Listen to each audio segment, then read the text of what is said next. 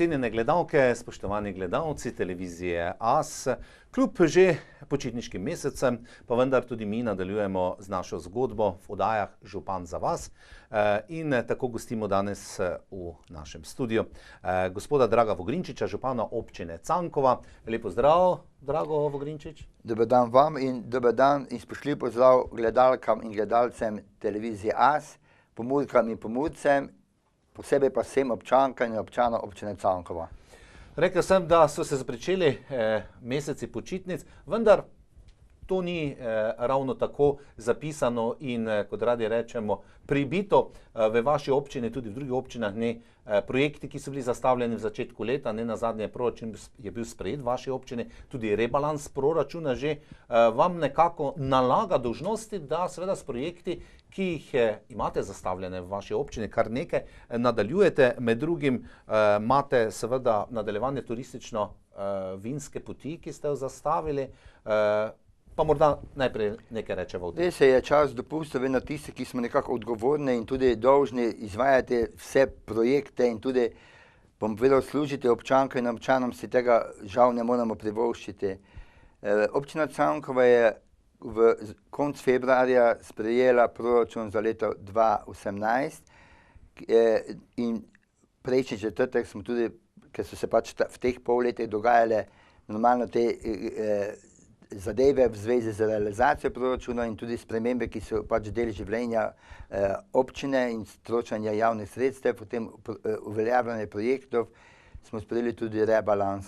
Tako da nadaljujemo to, kar sem občankam in občanom v obvestilih, ki jih pač seznanjam in tudi članov občinskega sveta povedal, da občina Cankova mora in dela permanentno projekte na podlagi, tudi na zalogo, da smo potem nekako pripravljeni, kajti v zadnjih letih beležimo, ne samo občina Cankova, vse slovenske občine, da strani države ni več javnih razpisov, ki bi potem lahko rezultirale, da bi se občine prijavljale in realizirale te projekte. Zdaj spomladi, oziroma že od jeseni zdaj do 1. maja smo končali projekt ureditev križišča v Skakovcih. Tukaj je bil normalno, ker je to državna cesta, po večletnih prizadevanjih občine in dokazovanju, da je Ministrstvo za promet oziroma Direkcija za infrastrukturo pripravila projekte, tudi razpis. Ta projekt smo zdaj uspešno izvedli, kakor pravim, glavni investitor je bila ministrstvo oziroma direkcija, občina pa je sfinansirala realizacijo pločnikov in ulične razsvetljave. Tako da zdaj, ko boste prihajali v občino Cankova, ker je Skakovci prvo naselje, vas bo presenetilo. Nekateri mi celo pravijo, ali je zdaj postalo Skakovce središče Cankova in malo očitajo, kajti je to središče za to našo čudovito kapelico lepo urejeno in bomo tudi veseli ob občinskem prazniku to tudi predali svojemu namenu. Rekli ste Skakovci, ampak tudi v ostale kraje v vaši občini vlagate, ne nazaj, urejanje vaških središč, to je že tudi nekaj časa projekt in tisti, ki sem ga omenjal, turistično-vinska pot, cesta, morda še nekaj o tem poveste? Jaz vedno ponavljam, da je turizem neka tista priložnost občine Cankova in tudi prekmurskih goričkih občin, ki je pač tukaj zelo blizu, tam so avstrijske terme, Radenci in jaz sem vesel in hvaležen, da skoraj vsak dan, predvsem pa ob vikendih, se včasih tudi stotine turistov, kolesarjev vozi skozi občino Cankova in jim želimo predvsem občino predstaviti in vsa naselja in vse te turistične resurse, ki lahko nagovorijo današnjega zelo zahtevnega turista. Mi vemo, da današnji turist ni, da bi prišel v hotel in tam spal in gledal televizijo in internete. Današnji turist, ki prihaja iz velikih evropskih mest ali pa tudi z tega, ko mora 12 ur na dan delati v svojem med delovnim časom, ko pride tistih 2 tedna, želi čim več obiskati in v radiusu 7-8 kilometrov pogledate vse tisto, kar je naravno znamenitega, tudi trajnostno lepo urejenega in se mi tega trudimo.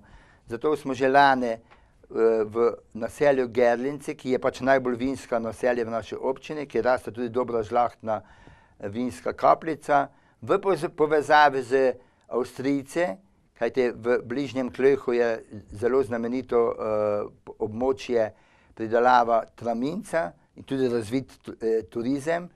Vse to želimo povezovati in smo lani oktobra prvo fazo tega projekta vinsko-turistične točke zabeležili oziroma uredili, tudi predali svojemu namenu, kjer opisujemo vse te turistične in tudi vinske znamenitosti naselja Gerlinci. Letos imamo to zdaj že v razpisu, v naslednjem mesecu 2 bomo začeli z projektom najvišje točke v občini Cankova, ki je pač v Gerlincih, kjer bomo z podobnim projektom potem tudi nadaljevali v vseh naseljih naše občine.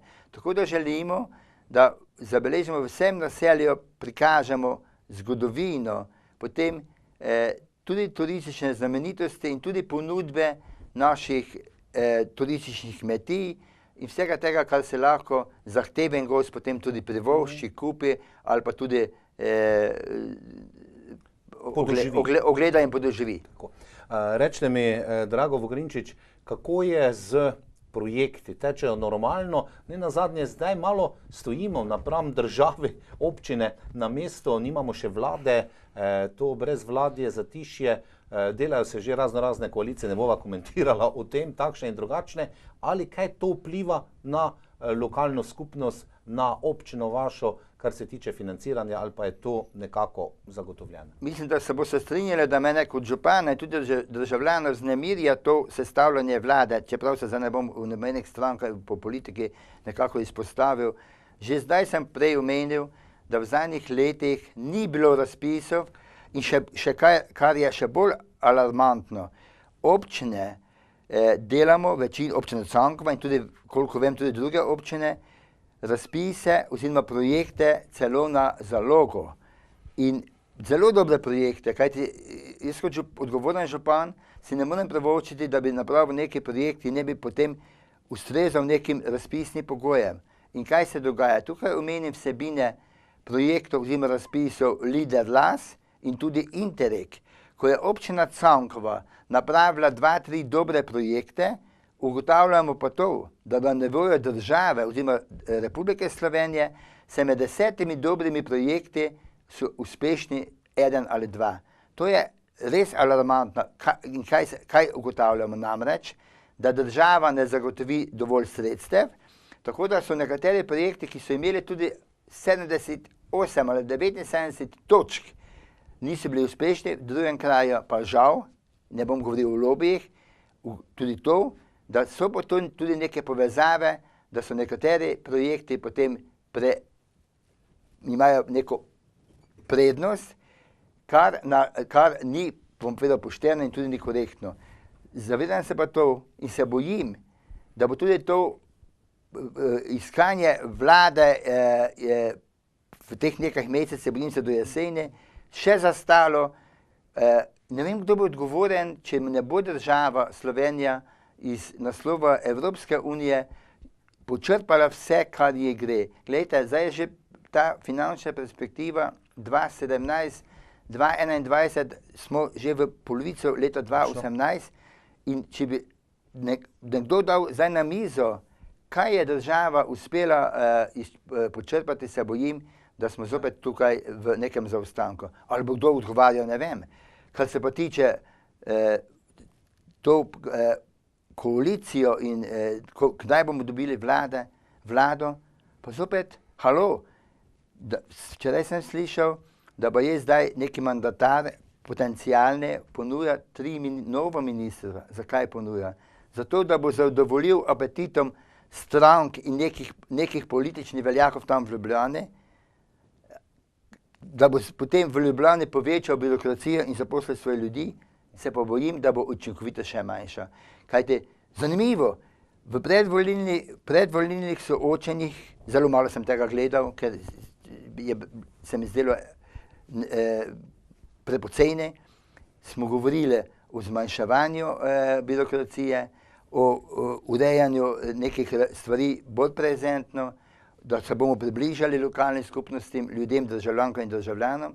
Zdaj pa zopet 3 nova ministrstva, samo zato, da bo ta neka velika koalicija strank in strančič zadovoljila apetite posameznikov, zaposlila svoje ljudi, vendar učinkovitost pa bo še manjša. In tega ne morem razumeti. Težko je razumeti, pa pustiva tole kupčkanje politično na najvišjem slovenskem nivoju malce ob strani. Torej, gospod Drago Vogrinčič, župan občine Cankova, dela ne bo zmanjkalo, ne glede na to, ali bomo imeli vlado v mesec dni, ali bomo imeli za pol leta, ali bomo morali celo morebiti na nove volitve, kakorkoli že, v občini delate naprej, kar nekaj še tega zastavljenega, zagotovo. Morda izpostavite še kakšno reč, ki vas čaka v tem letu. Dela ne bo zmanjkalo, kako sem povedal, na podlagi proračuna, rebalansa, mi svoj program imamo zastavljeno, čeprav v gabaritu možnosti, ki jih pač občina ima. Čeprav tudi vsi vemo, da je v zadnjih 4 letih, mislim, da znam dobro računati, občina Cankova skoraj vsako leto na rovaš tega, da se je zmanjšala povprečnina, hkrati so se pa sprejemali zakoni in zakonodaja, ki obvezuje občine za financiranje v javnem sektorju, potem na socialnih transferih še večje. In jaz ne morem nekaj razumeti, tukaj se še celo ustava. Jaz sem že mislim, da je bilo to januarja 2015 z javnim pismom pozval predsednika vlade v odhajanju in takratnega ministra za finance dr. Mramorja, da se tukaj z zmanjševanjem povprečnine krši celo ustavno načelo, ki jo mora, kajte, v ustavi piše, da je lokalna skupnost oziroma občina tista osnovna predispozicija, kjer se uveljabljajo pravice mene in vas in državljank in državljanov. Vendar odziva ni bilo. In kaj še beležimo v zadnjih letih? Namreč, da država se centralizira in ne moram razumeti, ali tako imenovani regionalni razvoj, vsaka odgovorna država, ki hoče biti konkurenčna in tudi nekako gradi svojo suverenost na mejah, čeprav jih zdaj v tem Schengenu oziroma v teh zadevah ni. Ne bomo govorili, kaj se tudi zdaj zadnje mesece oziroma leta dogaja v zvezi z tako imenovano Evropsko unijo in z temi interesi in vsemi temi, kjer smo mi, bom povedal čisto iskreno, preveč servilni, preveč ponižni in preveč kimavi, na koncu pa plačujemo ceno državljanke in državljane in tudi občine, ki smo na tako imenovanih demografskih območjih. Kajte, močna, bogata, suverena, konkurenčna država se gradi na področju celega območja in celo bi povedal na območju tako imenovanih demografsko ogroženih območij, ne pa v centru. Mene najbolj vznemirja in boli in žalosti, ko naši ljudje, mladi, izobraženi, ne najdejo tukaj novih delovnih mest in nam odhajajo v sosednjo Avstrijo. Drago Vogrinčič, župan občine Cankova, bili ste v tem letu, pa malce še nazaj, ne bom rekel popularni v navednicah, ampak ste bili med tistimi župani občini z dežele ob Muri ali pa sveta ob Muri, v kateri se je kar precej pisalo. In sicer, mislim, da od lanskega oktobra, napad, bom rekel, kar neposredno, na katerega ste se v začetku vse ni mogli obraniti, je bilo obtožba, da vršite mobbing nad zaposlenimi v vaši občinski upravi.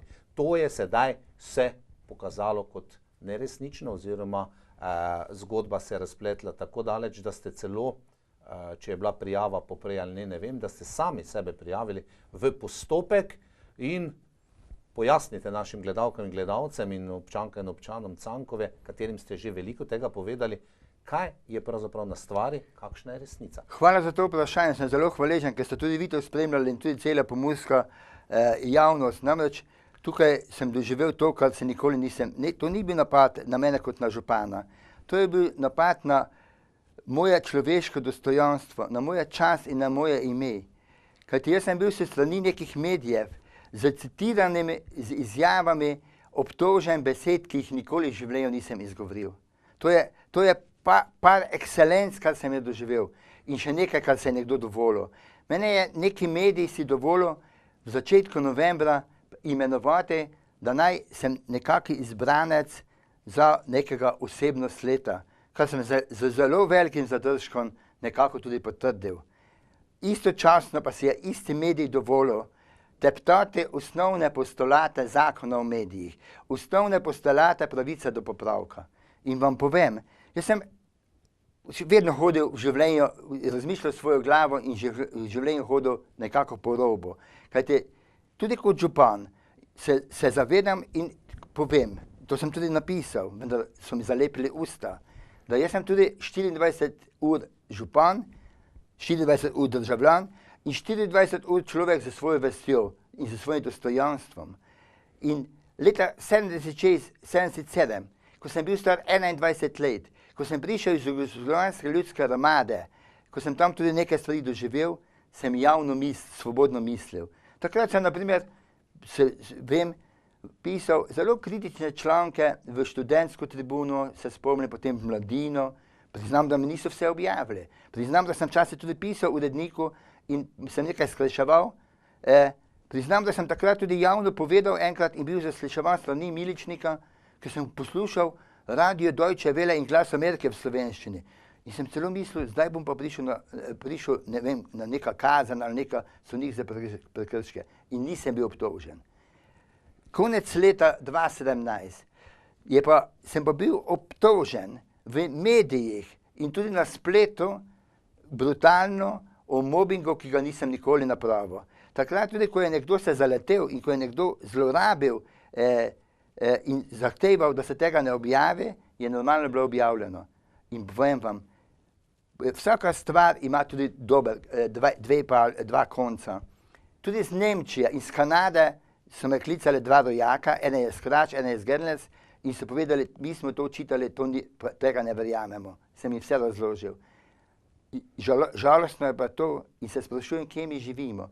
Jaz sem tudi en članek napisal, ki mi ga niso objavili, pa ne bom za latinsko. To, kar je dovoljeno Jupitru, ni dovoljeno Volu. Vendar sem tudi tam napisal, ne dovolim, Drago Vogrinčič ni nobenem Vol. In kršiti zakon o medijih in obtožiti človeka besede, ki jih ni nikoli izgovoril. In sem tudi medijem poslal argumentirano, da popolnoma nisem nič kriv, vendar tega niso objavili. Halo, ali je to svoboda medijev?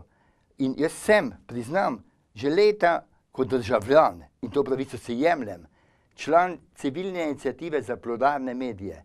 In to, kar sem doživel, me še bolj spodbuja in še pozivam tudi državljanke in državljane, občane in občanke, da še moramo bolj intenzivno delati. Kajte, tudi svoboda in dostojanstvo državljana in državljanke ima neko relevanco. Povem pa še tole. Verjamem pa to, da tudi vse te napade, ki se me, povem, jezile in tudi bolele, občani niso kupili. In tudi ne občanke in občane Pomurske regije.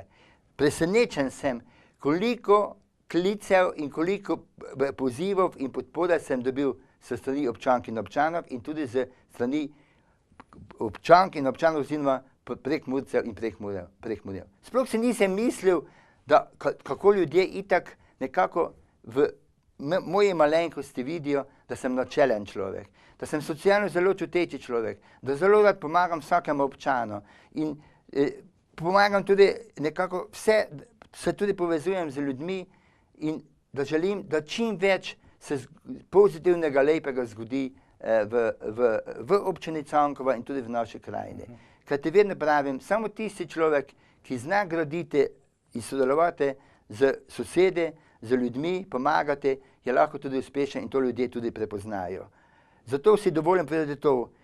Obtožbe na mobbing bom tudi pokazal in tudi sem občinskemu svetu večini, ki me podpira, seznanil. Jaz sem se sam prijavil, kajti ko je to prišlo na policijo in tudi sem zahteval sam prijavo in sploh nisem bil obravnavan na sodišču in imam dokumentirano in bom tudi občankam in občanom potrjujem in jim kažem vsak dan, ker sem vsak dan med njimi, da popolnoma sem tukaj nedolžen. Vendar ti časopisi niso bili zmogli objaviti, vendar to je njihova slika in njihova relevanca. Povem pa še tole, da pa zanimivo, da je zelo atraktivno v nekem časopisu bilo zlorabe in upam vedeti laži enega svetnika ali pa kakšnega 20 svetnikov, ki so nosili neke papirje iz smetišč, na cajtnike oziroma na medije in je to bilo objavljeno kot resnica in kot dejstvo. Ti isti svetniki, ki niso podprli ne proračuna, sploh se iz njega ne spoznajo, imajo večjo relevanco in večjo atraktivnost za neke medije, za neke časopise, kako to, ko je 6 svetnikov z podporo moji malenkosti, ker me poznajo, ker jih vsak dan seznanjam z vsem, kar se v občini dogaja, ko so to podporo podpisali, vendar tega mediji niso objavili. In se tukaj sprašujem, kje je tukaj zdaj kje so tukaj zdaj mediji, kje je tukaj za resnica, celo resnica tistih, ki so se včasih imenovali, da so pesniki resnice. Žal tako je. In če mi še to dovolite, ker sem zdaj bil po 26 letih, 26 dni na infekcijskem oddelku Murske Sobote kot pacient in bolnik, ležal v bolnici, pregorel in izgorel, da povem tudi tole, kajti tudi v medijih smo soočeni vsak dan o tej strahovite zlorabah v zdravstvu. Tudi to, ko zdaj sestavljajo vlado, se trkajo po prsi, kako bodo oni rešili tega, kar se godi na otroški kirurgiji in vsega tega, kar smo vsak dan soočeni. Povem pa tole v kamere televizije AS in vsem Pomurkam in Pomurcem. Jaz osebno in tudi vsi, ki smo ležali na infekcijskem oddelku Splošne bolnišnice Murske Sobote. In verjamem, da vsi, ki ležijo tudi na drugih oddelkih Splošne bolnišnice v Murski Soboti. In verjamem iz izkušnje, ki sem jo doživel kot pacient in bolnik, tudi bolniki in pacienti po Sloveniji, sem bil deležen in smo deležni s strani predstojnika infekcijskega oddelka, sobnih zdravnikov in zdravnic, vseh sester, vseh zaposlenih, takšnega čudovitega, človeškega, etičnega odnosa, da tega ne zmorem povedati in tudi ne napisati. In povem tole, če se malo smem človeško iz srca in iz duše raznežiti. Na infekcijskem oddelku bolnišnice Murske Sobote in v bolnici Murske Sobote ne delajo samo sestre in zdravniki, to so pravi angeli, ki so vsakega človeka brez slabe volje 24 ur negovali, mu pomagali in ga tudi jemali v vse človeške, zdravniške, strokovne in tudi etične komponente. In to me je nekako tako navdušilo, da sem se včasih, priznam, tudi kot otrok jokal. In hvala vsem zaposlenim na infekcijskem oddelku bolnice Murska Sobota, od predstojnika do vsake sestre, do vsake čistilke, do vsakega človeka, ki sem ga tam srečal in ki ga tudi danes srečujejo tisti, ki danes žal ležijo na tem oddelku. Hvala vsem in kolikokrat mediji tega ne beležijo in ne zapišajo. Jaz sem si pa to dovolil povedati iskreno iz srca, ker tako živim, tako delam in tako tudi moje srce in moja vest narekuje. Hvala in verjamem, da tudi to, kar sem jaz doživel kot človek in kot župan z temi strahovitimi neresnicami in ko mi niso dovolili medije povedati to, kar je moje sodejstva in argumente, ker sem popolnoma vse nedolžen.